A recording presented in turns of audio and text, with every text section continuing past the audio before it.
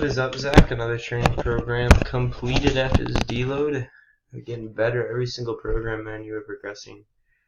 Fantastic, because you're taking advantage of the sheet. You're using it to your full ability, performing every single week.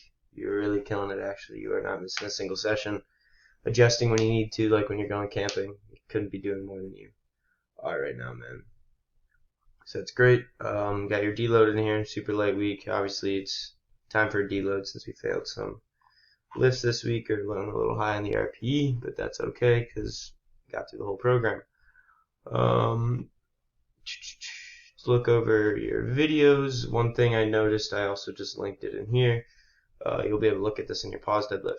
If we can get to this point where you have this on your deadlifts when you're pausing, see how you're launching up. Man, I wish it would show me where I was going. You're launching up without the slack. Your hips are rising. So you got to get all of that slack in your hands. Then you straighten your legs. Everything's tight. You have all the slack in your hands. Your legs are fully flexed. And then it's like a rubber band. You're stretching those legs while they're flexed so that you can launch into it. You're not getting tight as you launch. You're tight before you let your legs rise up. Because this is what we'll get to. See how, say you had that slack in your hands the whole time, you'd be upright to start. So you see how you do this, boom, you don't get fully upright until you get off the floor. So if we could get in that position right there, when you pause at that rep, that's the position I want you to be in while you're on the floor. So that's what I was always talking about, getting completely upright. And you did it perfectly on these pauses, but we need to do it on the floor and not when we pause on the shins. So you'll see it here too.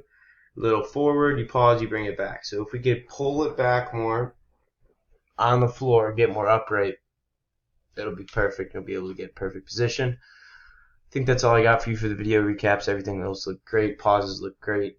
Deadlifts, let's start videotaping from the side so we can actually see whether you're straight on or not, whether you're up and down. Spoto press looked great. Arch out and bench is looking better. I'm guessing your mobility is getting better every single week.